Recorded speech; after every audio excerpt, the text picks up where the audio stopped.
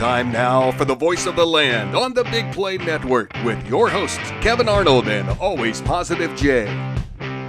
Time to switch gears to talk a little baseball. So it's a Browns postgame show talking baseball with a game that did not happen today. But Kate, you said you got a chance to go out to the game on Friday. I know a little bit earlier, and this team, you said it best in one of our breaks. Not enough people are talking about the Guardians. I mean, they keep calling them the Gardos. I'm sorry. I'm kind of getting into the Guardiac kids because they just don't give up, dude. They just don't quit. They're the John Daly of baseball. They're not smooth and cool and all that. They're, cousin Bubba or whatever, but they are so much fun to watch. Oscar Gonzalez comes up and his walk-up music is SpongeBob SquarePants, and every kid in the stadium is screaming and singing. Yeah. And we had that seventh inning with 2 outs. I was so mad at Rosario earlier for going to second and getting out. And then Jose goes up and hits that home run. And I'm like, dude, we would have had a tied game if you'd have stayed on base. But then when you look at that seventh inning, the lineup would have changed and the batting order would have been changed. And that seventh inning wouldn't have happened. So I'm like, all right, we're good with that error, I call it. And they just kept scoring. And the for as much as Tito gets on my nerves sometimes, because I think he leaves some pitchers in a little longer than I think he should. A little too loyal. What about Brian Shaw being left in? He's a little too loyal when it comes to that.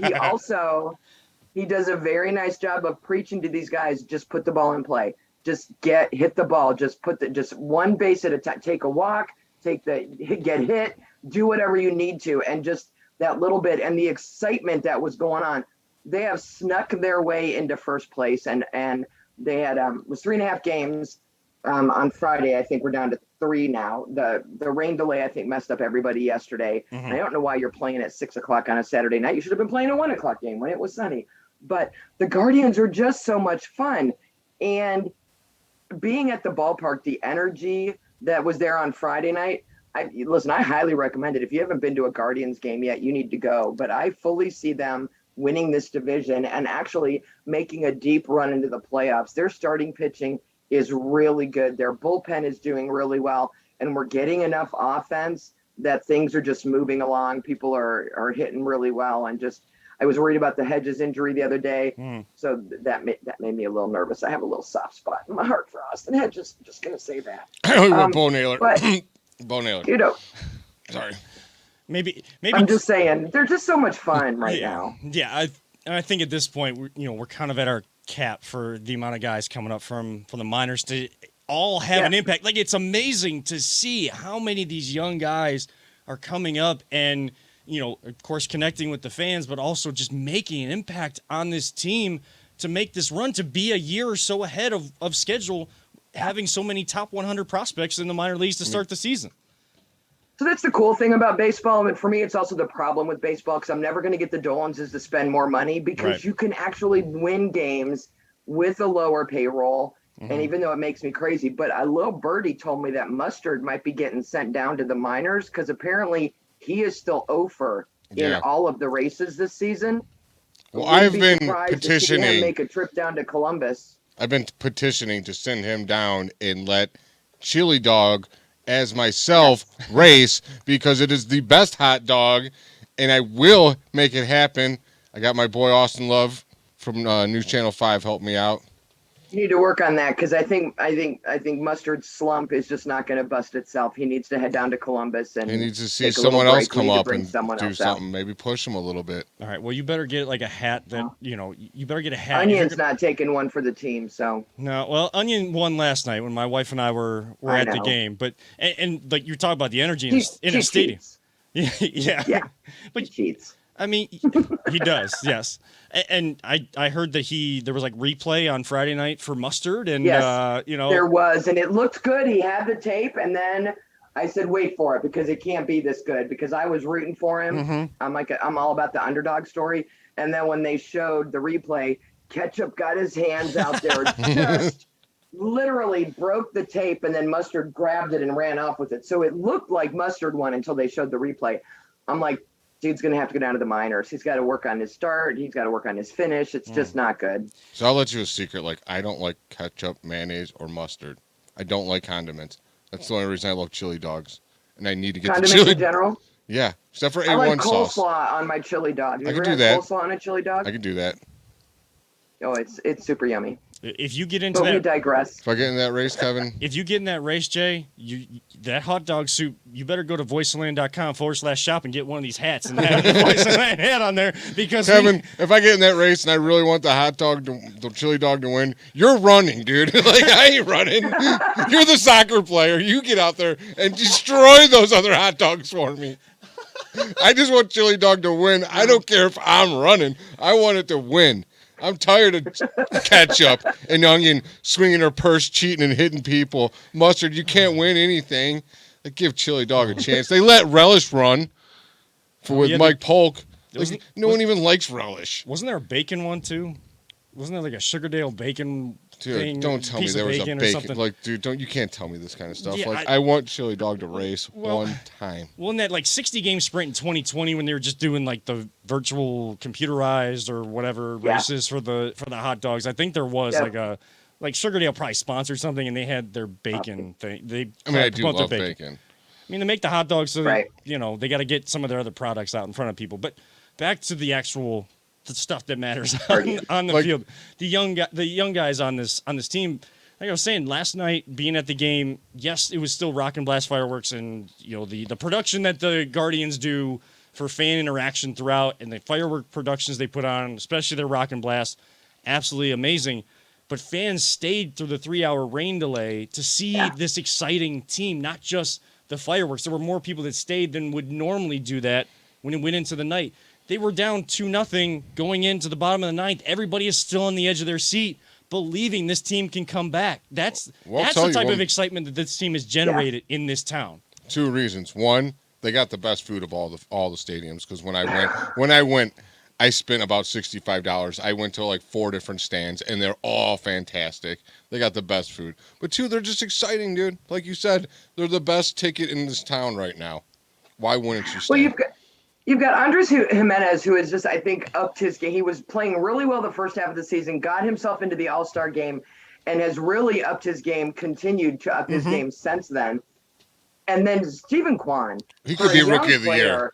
Is so not just how good he is, but to see how excited he was Friday when he hit that triple that scored those 2 runs and really got that rally going. He's shooting guns at the sidelines. That slide into third was as smooth as it gets, man. That was awesome. Right? I mean, all of them, Naylor, just all of them are so excited to play the game. And there's a joy that, for me, takes me back to the 90s teams, to, Omar and Baerga and Carlos and Sandy and how Tommy even, and how excited they were and how much you could tell they loved the game.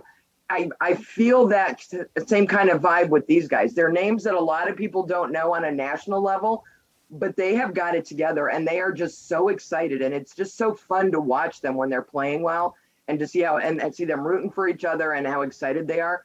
I just keep saying the word exciting because I wish I had a better vocabulary. And we mentioned all these players. No, we have not said Jose infectious. Ramirez, you guys.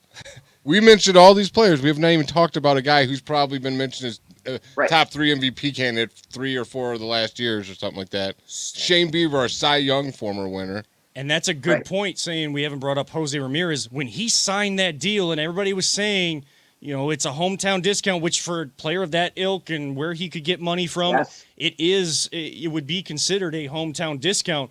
But everybody thought, especially this year and maybe the next year and a half, he'd have to shoulder the load. Yes, he is the one that's got the best stats on the team. But when he's down, everyone else is picking him up. And there's many other guys. It's easier. You don't know who it's going to be every single night. Like, look at their averages. Like, what bothered me years past was, like, we used to have these guys, and they were awesome, but they were batting 250, 260. And I'm like, dude, I grew up watching those 90s teams where they were around 300. There's like 4 or 5 or 6 guys that are either batting 300 or high 200s. And it is so nice to see that kind of like you said, it's more exciting. Like, do you want to watch a guy strike out, this guy strike out, solo home run? Oh, wow, that's fun. Or do you want to see guys get on base, running, making plays, close tags at second, doubles, triples, and just keep going and keeping the innings going? That's exciting baseball. That's real baseball. That's how it was. But that's part of sharing the load, right? So Jose doesn't have to carry the whole load. Isn't as heavy because everyone else is helping him. You can have someone like Straw in the outfield whose defensive skills are awesome, who isn't batting above the Mendoza line half the time, but you don't need his bat. You need his defense. And you've got 4 other guys that are at 280 or better. You're fine on that side of the ball because you can keep the defense and you can balance them out that way. You don't need Jose to carry it. But you're right. When he signed that deal, I thought he's either going to just take this year off because we're not going anywhere, or he's going to overwork himself. And instead, he's right here, and the team He's has doing just exactly what he's risen been up doing. to be right there with him. Yeah. That contract changed him not one bit. He just loves baseball, man. Yeah, I mean, and getting to late August, he's sitting right there, 99 RBIs. Didn't get one last night, but he'll get to 100 RBIs and over. And you don't usually see that with the Guardians team. But again, it's so fun, and you know when you get a chance to see it on TV and things like that, or hear about it, see the images, see the highlights. You're getting highlights of guys high-fiving in the dugout and that kind of excitement. Naylor, when he hits a walk-off, it's like... Naylor's insane. There's just so many guys, like, whose jersey you want? I probably could pick 12 guys. Like, right. Do we have literally actually the best player at his position on this team and probably the best all-around player in Cleveland is Emmanuel Clase. That guy's insanely good. Like, he is doing, well, it was funny.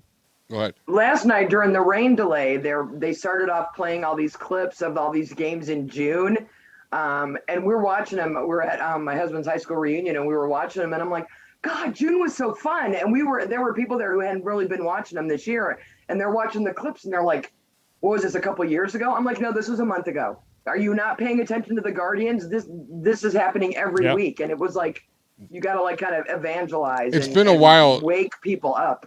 It's been a while since the MLB's had like these closers that like I grew up watching Rivera, Trevor Hoffman, like some closers that when they came in, you're like, well, game's over. And that's how this guy is. Like we only play when we're at home. If we're ahead, we're only playing 8.5 innings. I mean, you look at him and Andres Gimenez stepping their game up even more. What got them to the All-Star game, did great in the All-Star game. Now stepping up that game, moving forward is just. We even have younger guys that are not even called up yet. They're like high prospects that are almost MLB ready, and we don't even have room for them. Yeah, and they'll probably be up here on the 40-man roster in September. Just imagine if we had a salary cap, man. We'd be like that's a different conversation. Unstoppable. That's a different conversation for a different day. I know. We've brought up a lot of conversations tonight that we could probably spend each one doing an hour on, but a lot of fun and a lot more people got to get the. I know that baseball talk in this town, if they lose a couple games, like no one wants to talk about them, but you should. And they're doing things just like their Twitter account said 2 nights ago.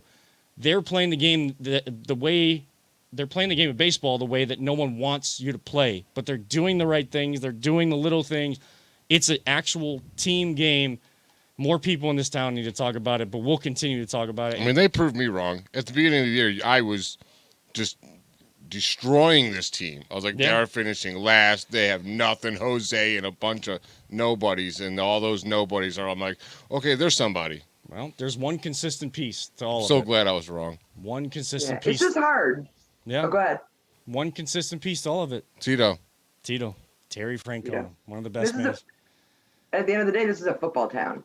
And once training camp starts, if people aren't already into baseball, it's hard to switch them up. And now that the regular season's a couple weeks away, hopefully if they make a good run and can actually win the division, maybe they'll get people to jump on the bandwagon for the playoffs. This city is known. When you get into baseball in October, they'll go a little baseball crazy, though. Yeah. They will. They will. They will. And, the people that can afford it will be there, and the people that can't, I mean, I'll be sitting at home watching it. But, even if it's something to know about me, Kate, even if it's maybe not something that is going to go very far, I'm going to try. And that means if I got to try to get more people to talk baseball, I'm going to do it. No matter if I'm, banging my head against a blank wall or whatever, I'll keep going with it.